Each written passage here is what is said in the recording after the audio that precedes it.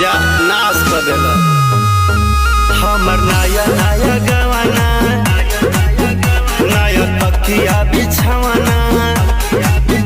नया चोली के खोली तू बनवला खेलवाना नया नुहर जानी बनी के चोर राजा तेरा कमर बड़ा तोड़ रजतनी जाई ना बोहरिया नाम लिखल करे जबा कौन साबुन से धोई बेरे सुन जब याद के न भइले रे ऐसन करे राजा जी हमरो राते के फेर नहीं मिली होके न मिले हमरा के राजा के बारी लगी चेहरे की चमक जब जाएगी तब याद तुझे मेरी आएगी अभी यार मिलेंगे छौरी जब हंसलहु रे बुझी माल फसलौ रे छौरी जब हंसलहु रे बुझी माल हम बन गाँव में आ तू बाडू टाउन में हम बन गाँव में आ तू बाडू टाउन में लागत जवानी कट जाए लॉकडाउन हमारे प्यार पे भरोसा नहीं यार कहलू काहे इंतजार न हमार कहलू हमरो तो पीछे बघर परिवार कबो तले हमरा के राखी कुमार तू तो पूछो न कर पहिब अब डोलिया में ले जाई फसा सुनैया तू देखते है रह गई अब डोलिया में ले जाई फसा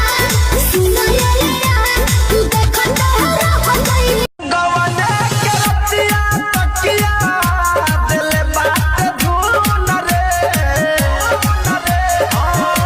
गवने के रतिया तकिया दिल बात धून रे कि मुआ ना मार के पहिले मसून दुनु बैलू न रे कि मुआ ना मार के पहिले मसून दुनु बैलू न रे। अब हमारे यहाँ ना शादियों में 3 तरह के नाचने वाले लोग होते हैं। पहले तो ये डीजे सेशु और दूसरे ऐसे लोग होते हैं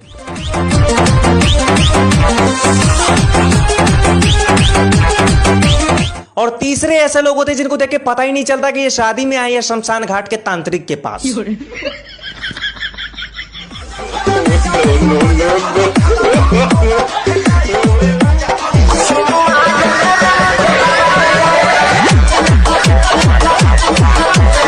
हंस के ऊ बत्ती आइले देखे गइल बिया गमे रहे तनी कोना कमे देखे गइल बिया गमे रहे तनी कोना कमे कोनो सियरी से रे पीछा पड़ल रही पिछले दियारी से रे लागल रहे दिल कचियरी से रे पीछा पड़ल रही पिछले दियारी से रे लागल रहे दिल कचियरी से रे नाम लिखल करे जबा कौन साबुन से धोई बेरे सुन जब याद के न भइले रे दुनिया बनवला तू ही वाहिरे खुदाई काहे ना बनवला सरिते कैसे के बतैयो दिल के बतिया रे धोखा दिल के प्यार में पीरितिया रे कैसे के बतैयो दिल के बतिया रे कमर महिला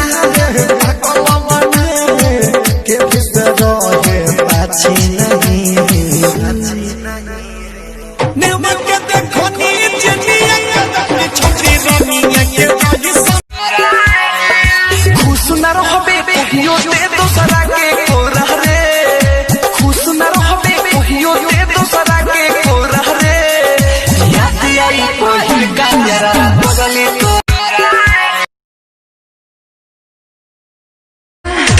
सखी रे गजबे के मिलल भतार रोज अलग तरीका से करेला प्यार।